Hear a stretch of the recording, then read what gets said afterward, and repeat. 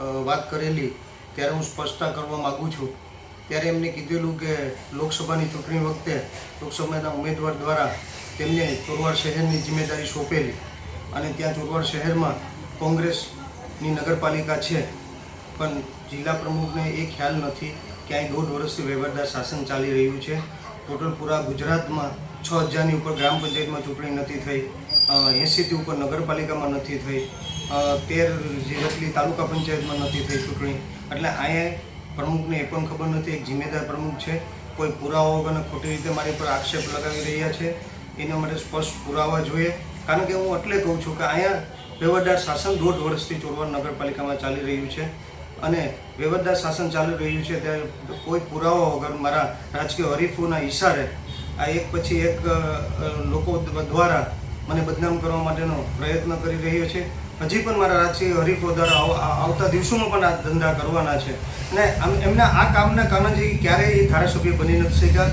અને આજે હું એમાં બહુ કંઈ ધ્યાન નથી દેતો, હું લોકોની સેવામાં ધ્યાન દઉં છું, લોકોના કામકાજમાં ધ્યાન દઉં છું, કારણ કે પાર્ટીએ મારી ઉપર વિશ્વાસ મૂક્યો છે બે વાર। પાર્ટીએ મારી ઉપર બે વાર વિશ્વાસ મૂકીને મને ટિકિટ આપી છે અને લોકોએ મારી ઉપર બે વાર વિશ્વાસ મૂકીને સ્વપ્નાની પ્રજાએ મને ધારાસભ્ય બનાવ્યો છે। 4 ટર્મથી એટલે 20 વર્ષથી ચોરવાની પ્રજાએ મારી ઉપર વિશ્વાસ મૂક્યો છે। ત્યારે હું એમને ચોક્કસ રીતે કહીશ, જિલ્લા પ્રમુખને એમને એ પણ કીધું કે એમનો વોટ અહીં આવતો નથી, છતાં પણ બધા વોટ આપે છે। ત્યારે હું એમને કહીશ કે આ હાઈકમાન્ડે આદેશ કરેલો છે, ગુજરાત પ્રદેશના નેતૃત્વએ આદેશ કરેલો છે કોંગ્રેસ પાર્ટીના, અને તમે જે વાત કરી રહ્યા છો એ કોંગ્રેસ પ્રદેશના નેતૃત્વની ઉપર અને હાઈકમાન્ડની ઉપર થઈને તમે વાત કરી રહ્યા છો, એટલે એ આ વ્યાજબી નથી। તમે હાઈકમાન્ડને કહી રહ્યા છો કે એમને શું કરવું જોઈએ। ત્યારે હું ચોક્કસ રીતે વાત કરીશ, જ્યારે પણ ચૂંટણી આવતી હોય ત્યારે લોકલ ઉમેદવારો હોતા હોય છે અને લોકલ ઉમેદવારો જ્યારે હોય છે ત્યારે એ લોકલ ઉમેદવારો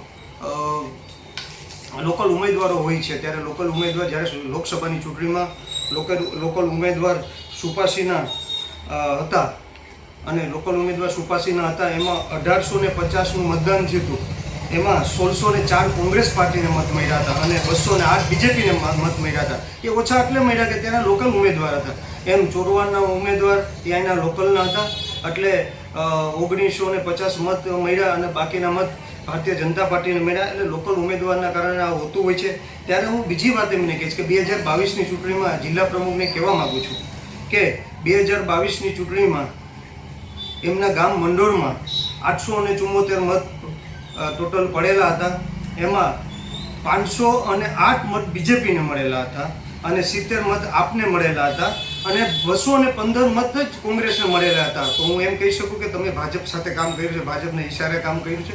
જ્યાં સુધી આપણી પાસે પુરાવા ન હોય ત્યાં સુધી આપણે કોઈ ઉપર આક્ષેપ કરી શકતા નથી અને એમ કોઈને બદનામ કરવાનો પણ પ્રયત્ન ન કરી શકાય, કારણ કે આ તમે જે રાજકીય ઈશારે જે કંઈ કરી રહ્યા છે, તમે એના રાજકીય ઈશારે મને બદનામ કરી રહ્યા છે અને એ સિવાય તો તમે મને તો બદનામ કરી રહ્યા છે, પણ કોંગ્રેસ પાર્ટીએ તમને બે વાર જિલ્લા પ્રમુખ બનાવ્યા છે।